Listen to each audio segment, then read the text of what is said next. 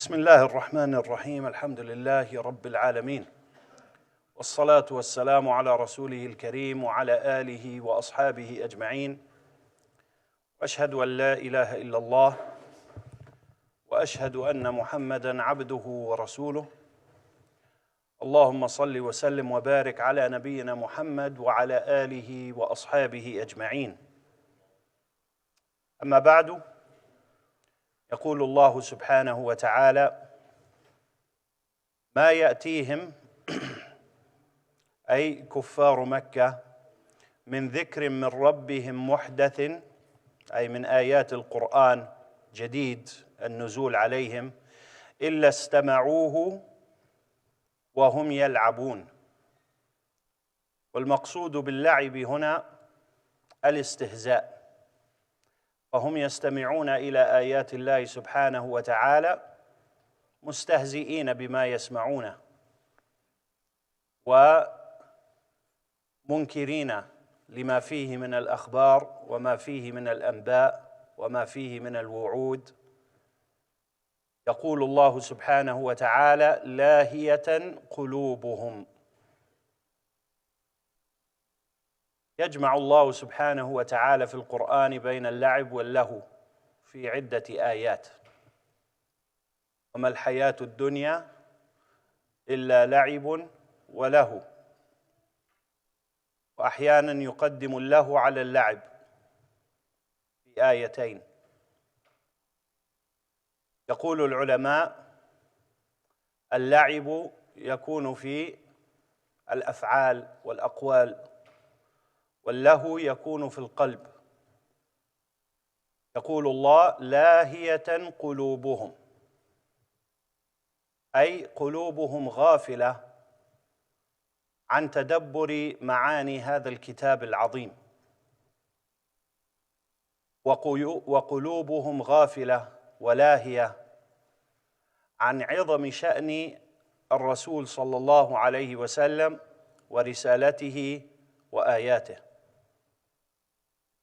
وأسروا النجوى الذين ظلموا. النجوى هو الكلام سرا بين اثنين فأكثر. يقول الله: وأسروا النجوى، يعني إذا كان النجوى الإسرار بالكلام بين اثنين فأكثر، فما سبب قول الله تعالى: وأسروا، جعلوه سرا؟ أسروا النجوى. النجوى أصلا بالسر. النجوى يكون كلام عن قرب، ومثل ذلك يأتي في القرآن كقول الله سبحانه وتعالى: سبحان الذي أسرى بعبده ليلا. الإسراء أصلا يكون ليلا. الإسراء هو السير ليلا.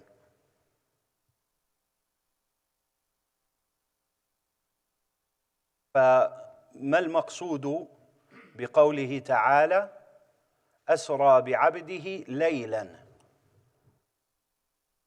هذا يدل على أن الإسراء كان جزءا يسيرا من الليل، ليلا أي قطعة صغيرة من الليل.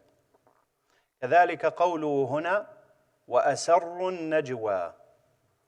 الكلام سر أصلا، لكنهم يبالغون في الإسرار من بينهم.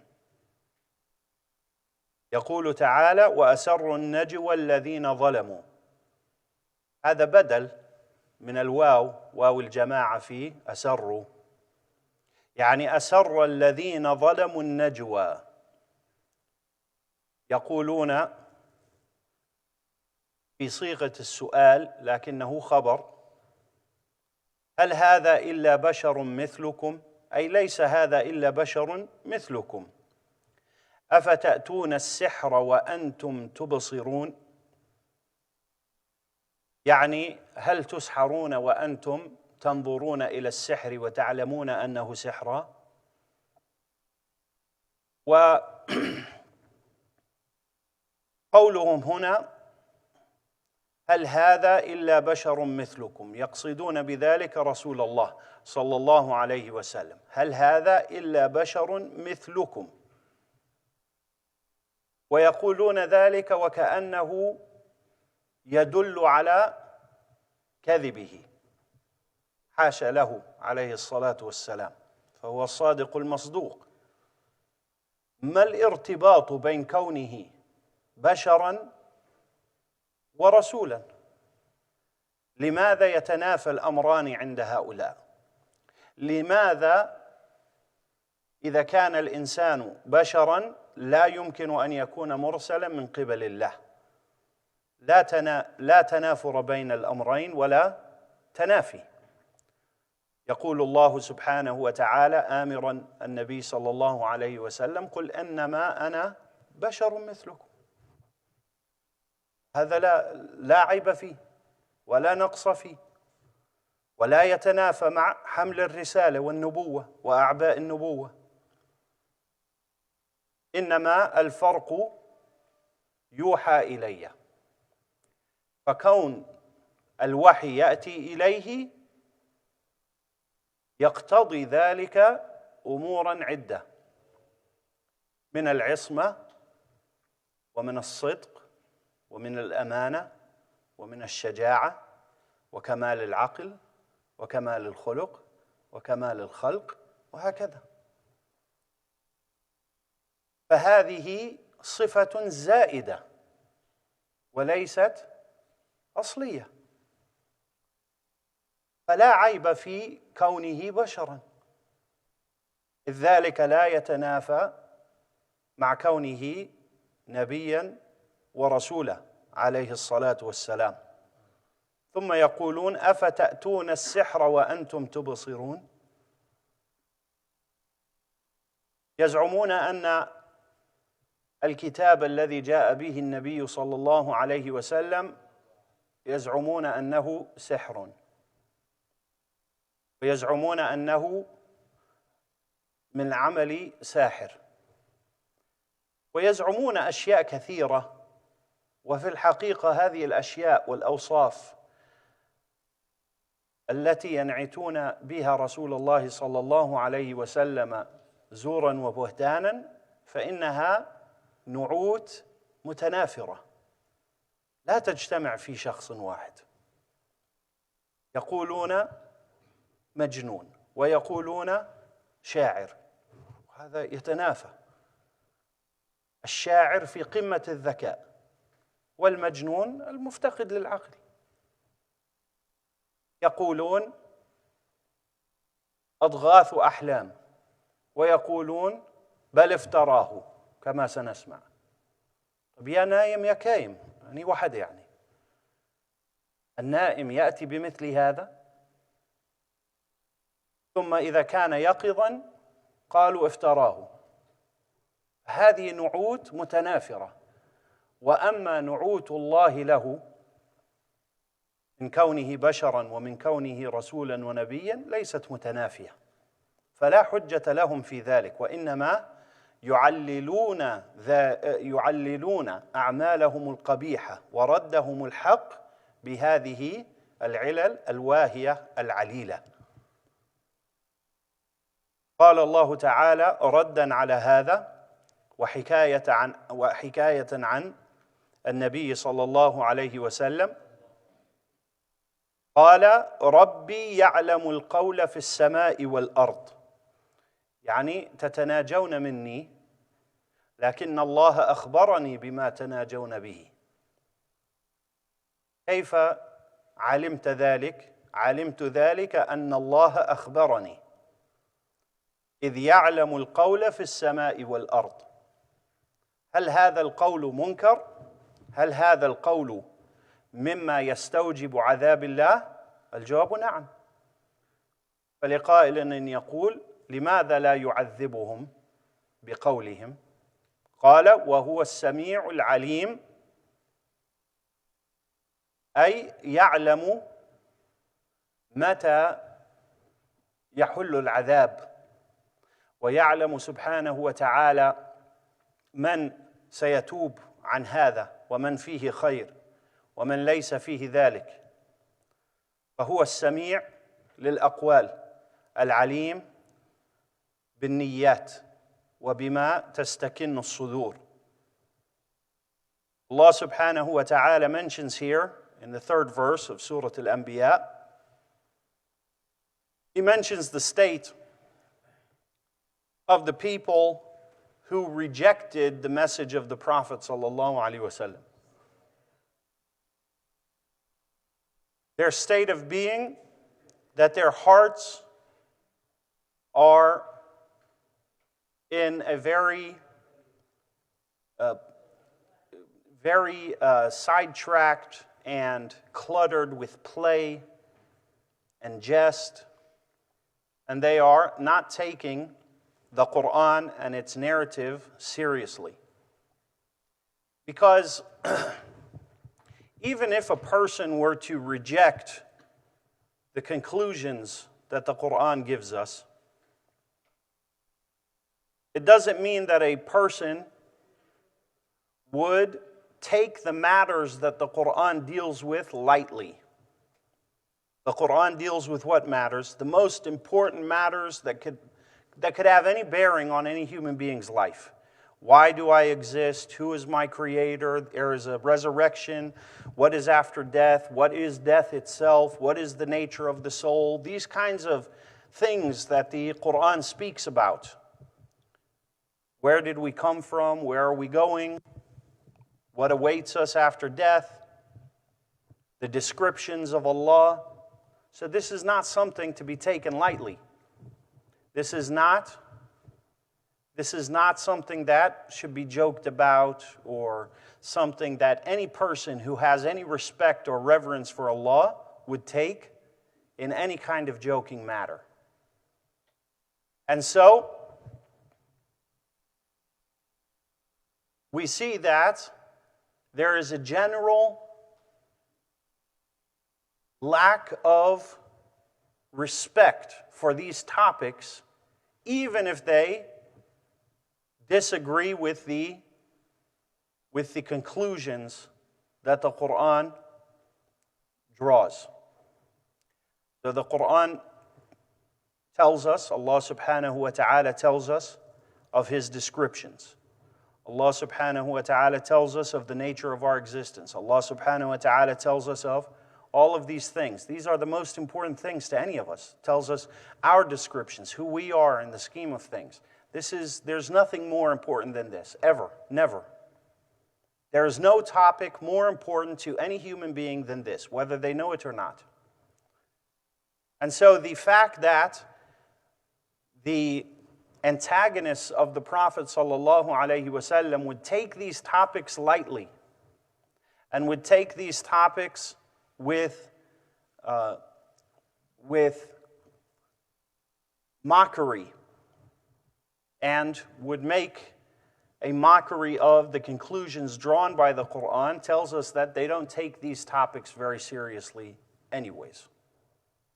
And this is why we see some very strange conclusions that they come to. For instance, one of their conclusions is, how could we be resurrected? How could we be resurrected after we die? This is the question of a person who has not taken this matter seriously enough to follow through with the logical steps that would lead to this conclusion. If a person takes creation seriously and honestly acknowledges that Allah subhanahu wa ta'ala created all things from nothing, then this train of thought must deliver them to a station of belief in concurrent existence, subsequent resurrection. But they stopped there, because all they cared about was this world. So, we just care about this world and what it has for us. Anything after that, it's not really a big deal. So they stopped there. Likewise, belief in Allah subhanahu wa ta'ala. If you truly believe in Allah, There's no possible way to believe in any other creators along with Allah, as this chapter will address. And if that's the case, then there's only one creator, and this one creator's descriptions must be 1, 2, 3, 4, 5, all of the descriptions that we have in the Quran and Sunnah. These descriptions were not present with the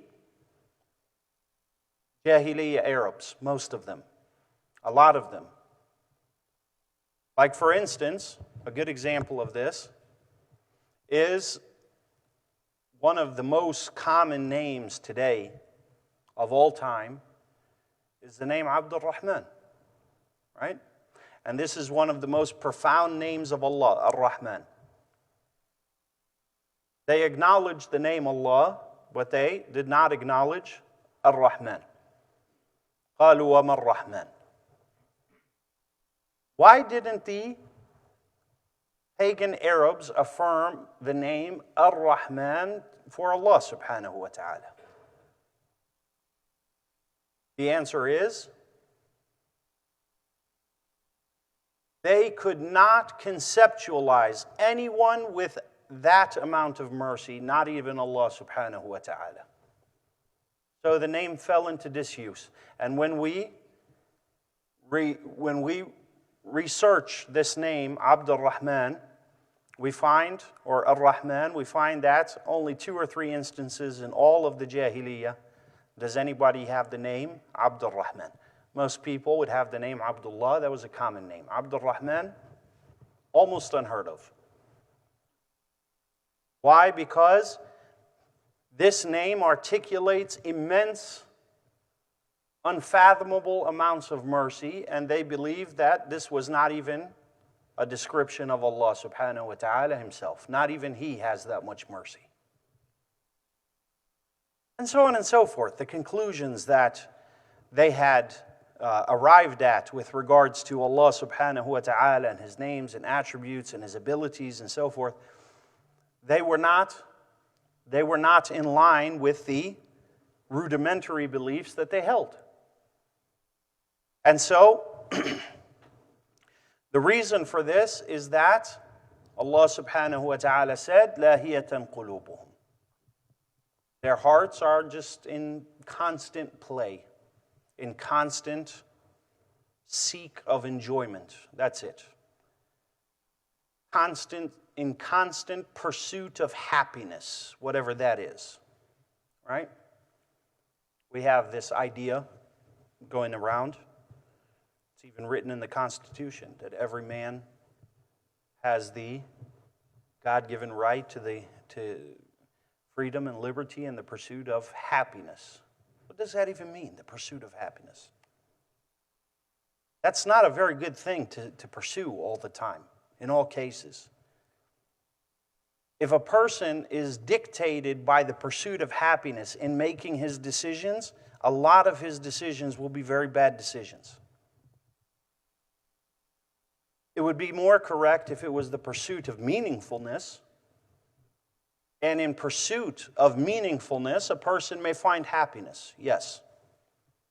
But happiness in itself as a goal, this is not necessarily a good goal. If we all had this goal, we would be very terrible people. We would do terrible things in order to secure our own happiness.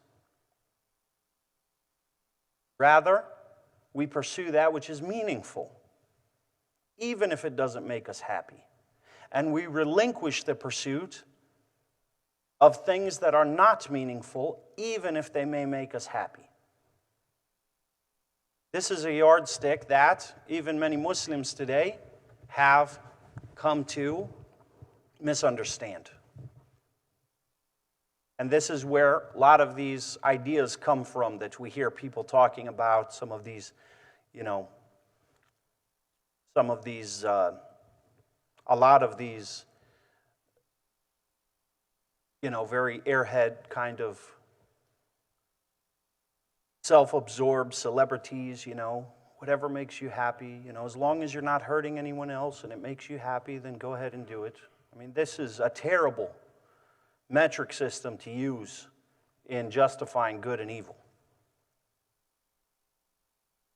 Allah subhanahu wa ta'ala said, and they whisper to each other, those who have disbelieved and are oppressive in their accusations with regards to the Prophet sallallahu alaihi wasallam, is this not merely a man as you all are men, a human being as you all are humans? The answer is yes. But the fact that he is human does not at all contradict or is not at all mutually exclusive with prophethood. All prophets are men, are human beings, are prophets. He says, أَفَتَأْتُونَ السِّحْرَ وَأَنْتُمْ تُبْصِرُونَ. They all say to each other as well, are you allowing yourselves to fall under the spell of magic, even though you can clearly see it as such? If they could clearly see it was such, they would not fall under its spell. If it was really magic, and they have examples of magicians, the Prophet ﷺ, when he was asked in Sahih al-Bukhari about magicians and soothsayers, he said, لَيْسُوا بِشَيْءٍ. They're nothing. Don't worry about them. Don't preoccupy yourself with them. لَيْسُوا بِشَيْءٍ. And that is the position that they held in Jahiliyyah as well. They were considered, more entertainers than anything else, and a last resort than anything else. They weren't considered anything serious. Poets were much more renowned than magicians or fortune tellers were. They were considered, most of them, as being hacks and shams, which they are. And they were considered to have lowly lives. And so, being that they have examples of magic and examples of spells and magicians and the limitations on their abilities, they know very well that this is nothing like magic. This has nothing to do with magic in any way. قال الله تعالى قال ربي يعلم القول في السماء والأرض وهو السميع العليم. Allah responds to this saying, the prophets all say, and including the Messenger Muhammad sallallahu alaihi wasallam, my Lord knows what is said in the heavens and in the earth, and He is the all-hearing, all-knowing. بل قالوا أضغاث أحلام بل افتراه بل هو شاعر فليأتنا بآية كما أرسل الأولون. يقول تعالى بل قالوا أضغاث أحلام. أضغاث جمع، والأضغاث هي كالأعشاب المجموعة من أجناس كثيرة من أنواع الأعشاب ومجموعة، هذه أضغاث. يعني شوي من هان وشوي من هان وشوي من هان تحطه في بعضه، هذا يسمى أضغاثا. لما قال الملك إني أرى 7 بقرات سمان يأكلهن 7 عجاف وسبع سنبلات خضر وأخرى يابسات. الأبقار والأعشاب. فالذين سمعوا هذا وليس لهم علم في تأويل الرؤى قالوا أضغاث أحلام. أشياء يراها النائم، خلط من الأشياء لا تناسب بينها. بل قالوا أضغاث أحلام، فقالوا هذا القرآن أضغاث أحلام ولو كان من عند غير الله لوجدوا فيه اختلافا كثيرا. الأضغاث نرى فيه الاختلاف. وين الاختلاف هنا؟ وين التناقض؟ أين هو؟ أين التناقض؟ أين الاختلاف؟ أين الأضغاث هذه؟ يتكلم الله سبحانه وتعالى عن أمور كثيرة ويجمعها تحت شعار واحد، وذلك جمع كلمة الرسل، جمع وتوحيد كلمة الله سبحانه وتعالى، التفريق بين الحق والباطل. ليس فيه أضغاث أحلام. فيقولون يراه وهو نائم، أضغاث من الأحلام وبعدين بيقوم يكتب. بل افتراه،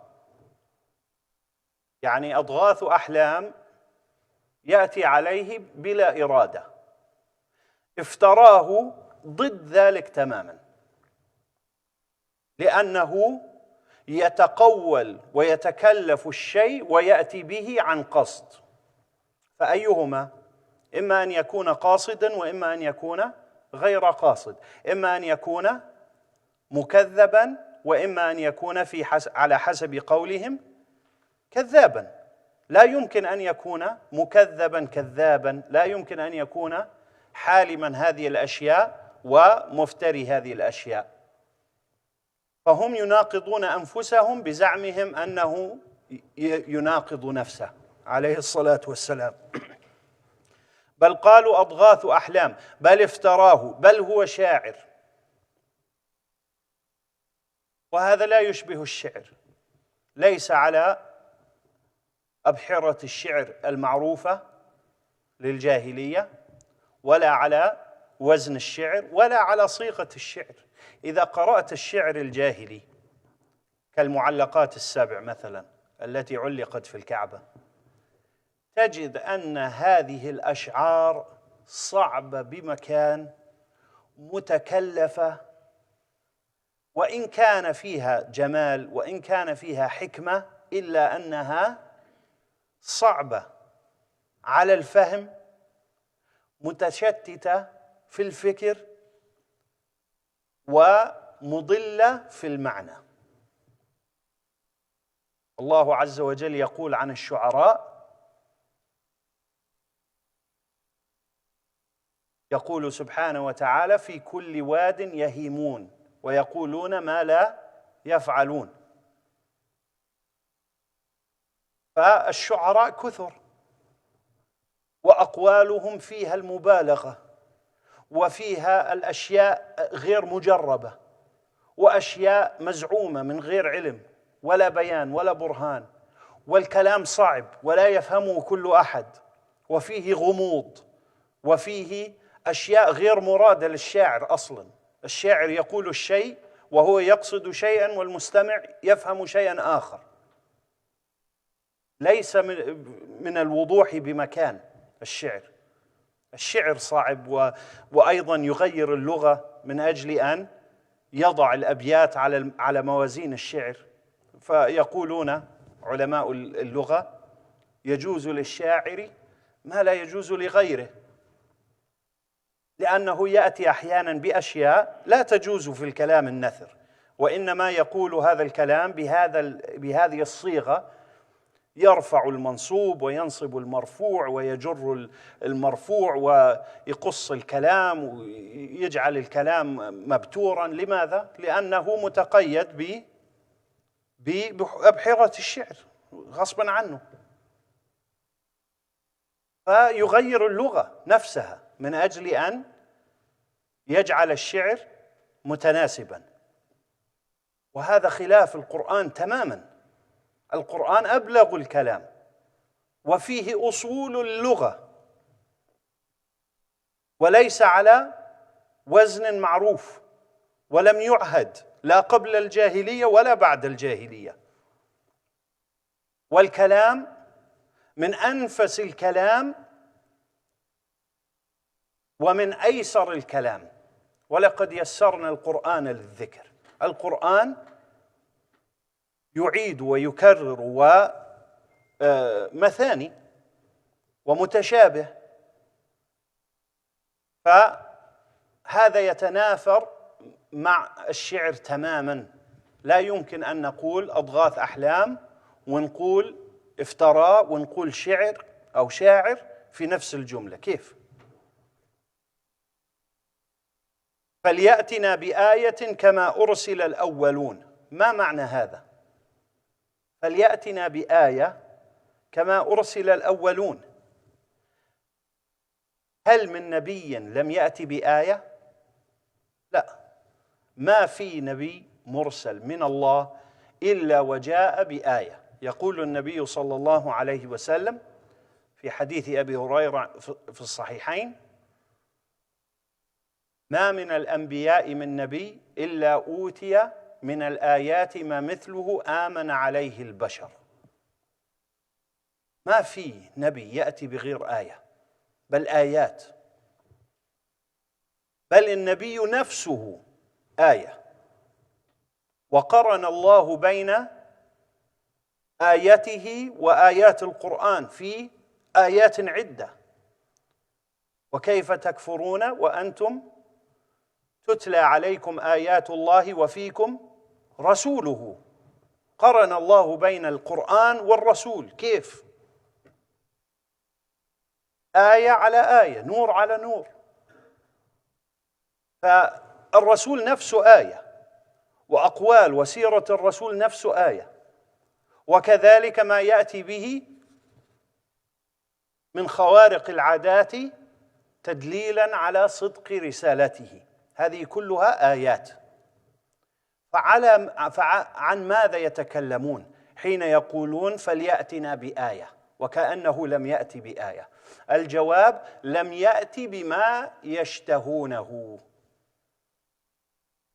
يأتون إليه ويقعدوا يألفوا، بدنا إياك تجيب هيك، بدنا إياك تقلب هذه الصحراء المترامية الأطراف هي أجدر من كف اللئيم، بدنا إياك تسويها مزارع وأنهار وبحور وأعناب وعنب وهكذا. ولا أقول لك اطلع للسماء قدامنا، بدنا نشوفك وانت بتصعد في السماء، وجيب كتاب وارجع عليه وبدنا نقراه، بدنا ناخذ الكتاب منك.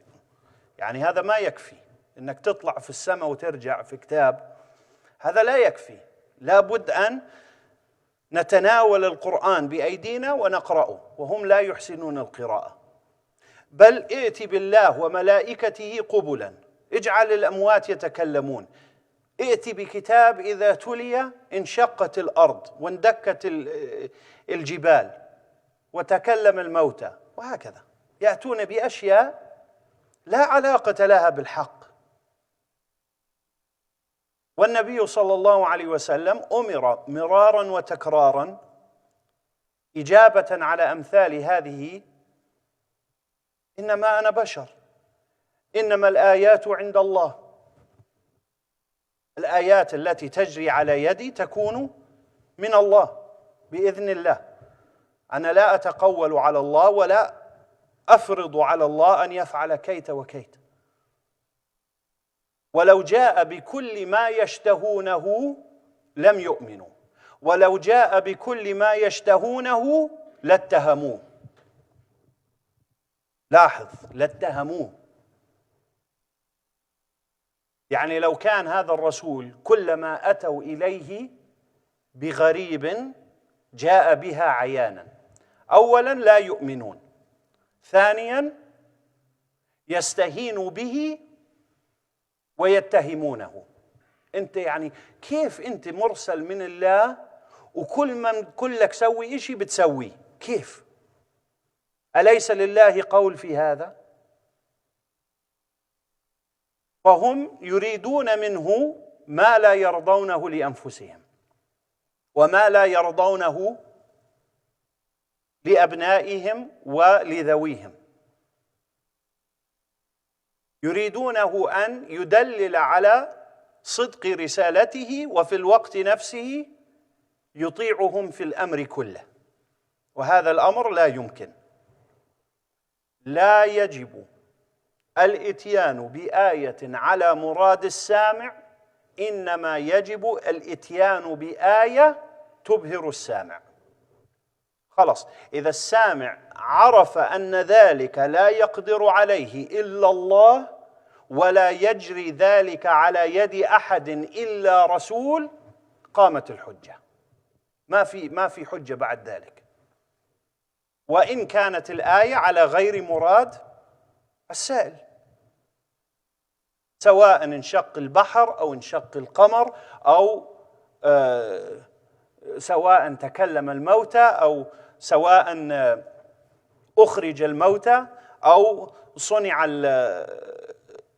من طين الطيور من طين، وسواء أشفي الأبرص والأكمه أو ألقيت العصا وانقلبت ثعبانا، أو يعني اندفق الماء من بين أصابع الرسول، أو تحركت الأشجار وتكلمت، أو كل هذه آيات تكفي، الواحدة منها تكفي.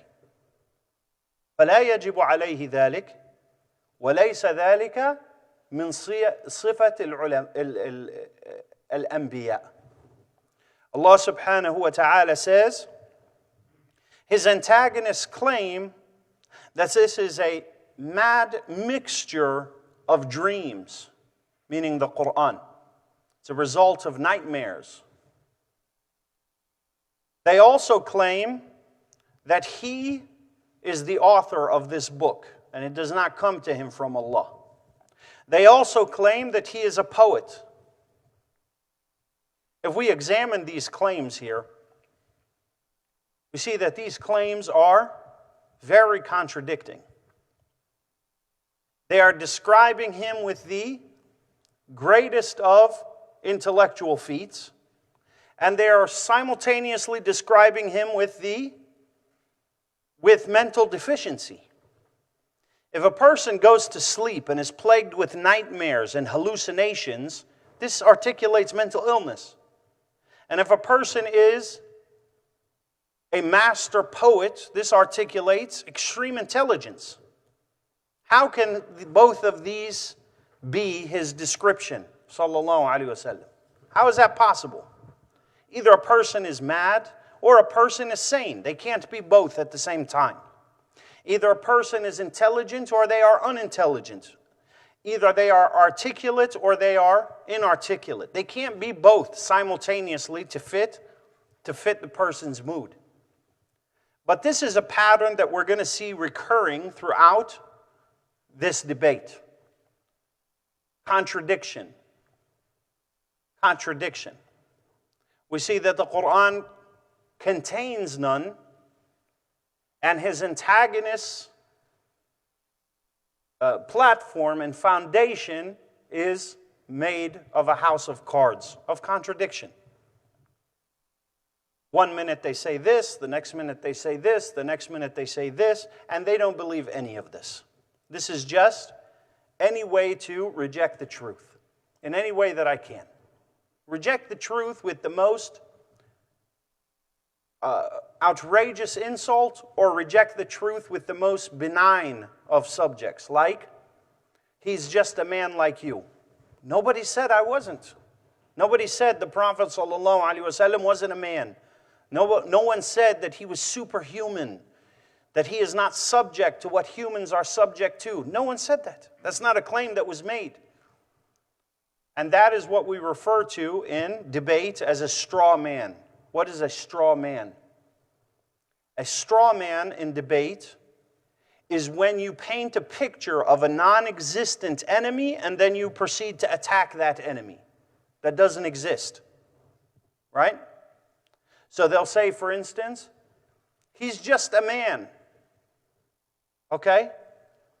He's just a man. And then they start to come up with all these things about this man, and then they start to attack this person that doesn't even exist. If I were to come up with now some kind of outlandish idea of some problem that's going on, but it's not really going on, it's just in my mind. And then I start to give a bunch of speeches and talks and lectures about this issue that doesn't exist. What would we consider this? A waste of time at most, and madness at least. Or a waste of time at least, and madness at most. Paranoia. And so, this idea that he is just a man is not a response to anything, because nothing more was claimed. He was told many times through the Qur'an, say, I am merely a man as you all are men. Revelation comes to me. That's the difference. And with revelation comes a number of conditions, a number of criteria. a set of criteria that must come with revelation, such as honesty and good character and strength of mind and strength of character, etc. These are all conditions to being a prophet, being a messenger, which we will discuss those conditions, inshallah. They say this is something that he sees in his sleep. Then they say, no, it's actually something that he comes up with while he's awake. No, actually, he's a poet. No, actually, he's insane. No, actually, he's very intelligent. Actually, he doesn't know how to read or write. Actually, he does know how to read and write. Which one is it? The Prophet ﷺ never came with these claims. And this is a good way to see through the claims of a person when they start to contradict themselves. An example of this, most people, I won't say all, but most people that come as charlatans selling snake oil, they start their career with claiming that they are a saint, or claiming that they are a good person or a reviver. And then later they'll say, no, I'm actually the Mahdi. No, actually a prophet. No, actually a messenger. No, actually Isa bin Maryam. Actually, and so on and so forth, till they reach divinity. It changes, right? This is not the case of the Prophet ﷺ. It was one statement of truth, I am a messenger from Allah, and it stayed that way until he breathed his last breath. It never changed. It never went above that, it never went below that. It was always that. And that is very, very revealing with regards to the veracity of his message. Because a person who wants, if we were to discuss now, for instance, many people, if you ask them about the Prophet ﷺ, they'll say, many people, meaning non-Muslims, the claim is that he was not a prophet. Well, if he wasn't a prophet, why did he claim to be a prophet? Let's think about that. Why would a person claim to be a prophet? What is the end game of a person who claims to be a prophet? Obviously, it's to control people, right? That's the whole reason a person would claim falsely to be a prophet or a messenger. They want to control people. Think cult leaders, right? That's a kind of false prophet. Even the greatest, or we should say lowliest, example of a false prophet would be Al-Masih al-Dajjal.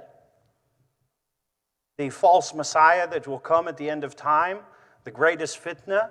Why does he claim to be a prophet? Why does he later claim to be Isa bin Maryam, later claims to be Allah himself? Why is this? To consolidate control over other people, to be special, to control what people like, to control what people dislike, to control people's reverence of him, to gain worldly funds, to get rich.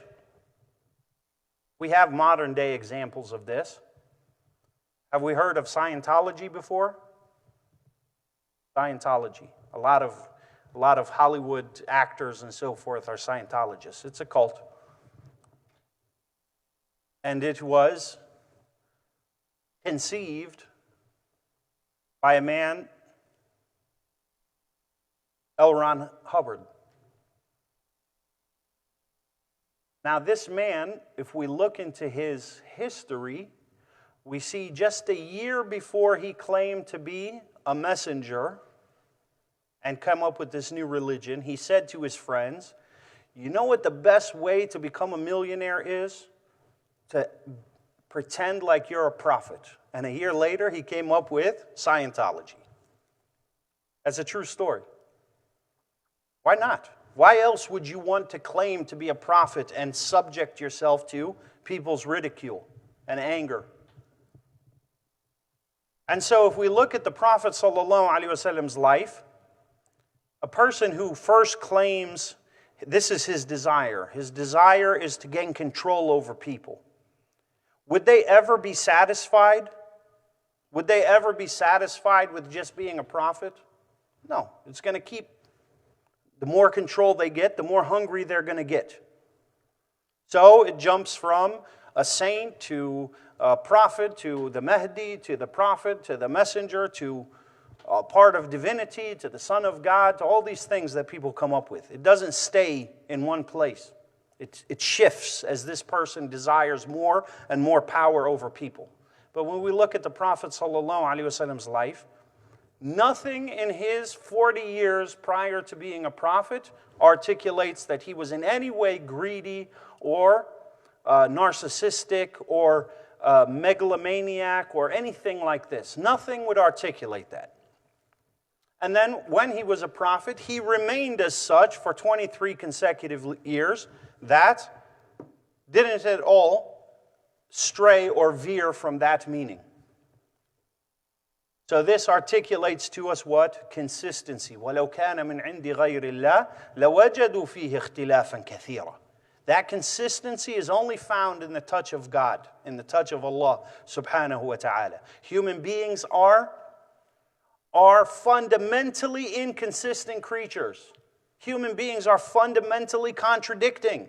Even the most brilliant human beings, even those who are upon the Qur'an and Sunnah and scholars, you will find that they will change their opinions, not on fundamental issues, but they will change their opinions of ijtihad as they grow. Shaykh al-Islam Ibn Taymiyyah rahimahullah wrote a book on Hajj, an entire book. And then when he went to Hajj, he came back and erased that book and rewrote it. Because his experience led him to a whole different realm of applying the rulings on pen and paper that need to be applied to people in that environment. This is the human nature. There's nothing wrong with it. And as long as that change is based on evidence, there's nothing wrong with that. That's the sign and the hallmark of a sharp mind, that it continues to change with the evidence. But to change on fundamental issues, no. That means you didn't learn the proper thing in the first place. Right? We will continue this inshallah tomorrow. Allahu a'lam wa sallallahu wa sallam ala nabiyyina Muhammad wa ala alihi wa ashabihi ajma'in.